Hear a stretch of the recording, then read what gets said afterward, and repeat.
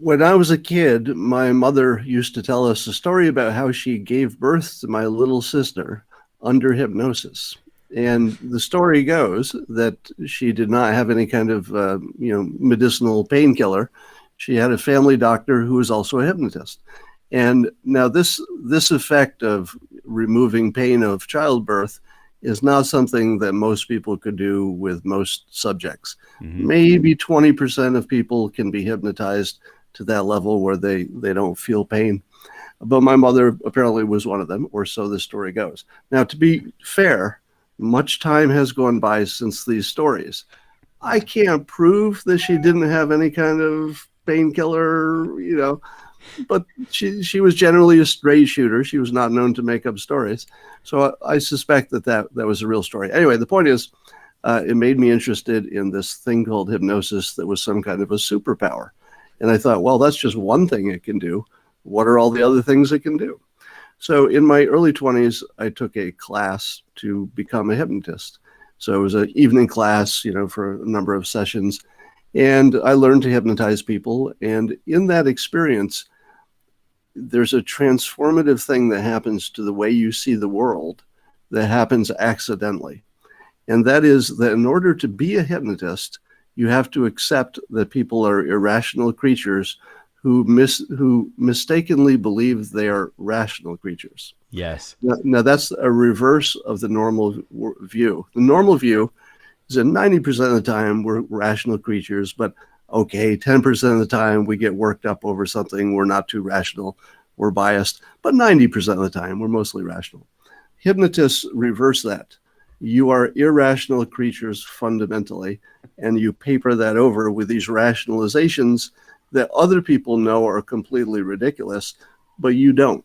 Yes. You think you're making sense, and you can see this in the political world. Of course, we think the other side has some brain damage, and it doesn't matter which side you're on. Hmm. You Right. think the other side has an actual mental problem because they can't see the facts that are so clear to you. And of course, they have exactly the same impression of you. So once you realize you are not one of the gifted people who are free of this, living in a world of people who are messed up, but rather you are that person too. Once Mm. you realize that you are fundamentally irrational all the time, except for, balancing your checkbook and, finding a route to work, et cetera, the little stuff you're rational about, but not the big stuff that you care about. So that fundamentally changed everything. Part of the career communicator is learning to persuade. So I've always been a student of it, and whenever I could find something to read about it or practice or experience in that realm, I would just absorb it as much as I could, and then I use that in my work. I'll give you one Dilbert example where Yeah. hypnosis is used.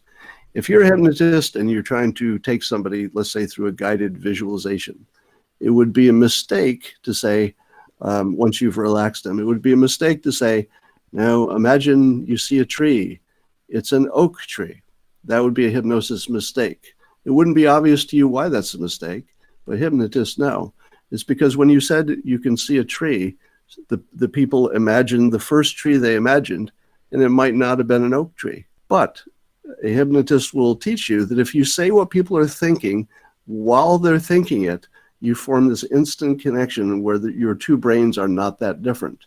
And that leads you over time with other technique and lots of pacing and matching them and other things, that eventually the hypnotist or the influencer can make a change and the other person will correspond to the change. So first you match them, and once you're matched, you can start leading, and then the other person will follow you because you're sort of one brain at that point. People will not be influenced by people who they think are on the other side and disagree with them on fundamental stuff. They just won't go there. No logic can get them there. So anyway, there are a bunch of techniques you learn that go into a cartoon. And the point was, there's a reason that Dilbert doesn't have a last name. Mm. That's something I learned in hypnosis, because Dilbert is supposed to be everybody. So he doesn't, he sort of looks like he's a white guy, but I try to make nothing of his ethnicity. That's part of the reason you leave out the last name, so it doesn't narrow him down. Yeah. And so you don't say, I don't know that guy.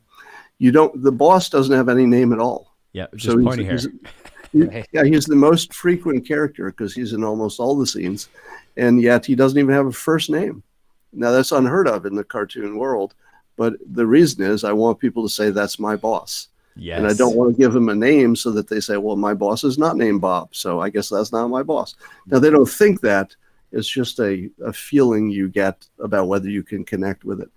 So just the fact that you don't know Dilbert's company, you don't know the name of the company, the place he lives, The what exact kind of product industry you don't, yeah, he's you in. don't know what industry he's in, except maybe there's some technology involved. So all these things are intentional omissions to let people read into it their own experience. And indeed, what is by far the most frequent thing that people say to me is they say, I think you must have a mole in my company because it's like you're describing my life. And that's exactly what I wanted to get out of the audience.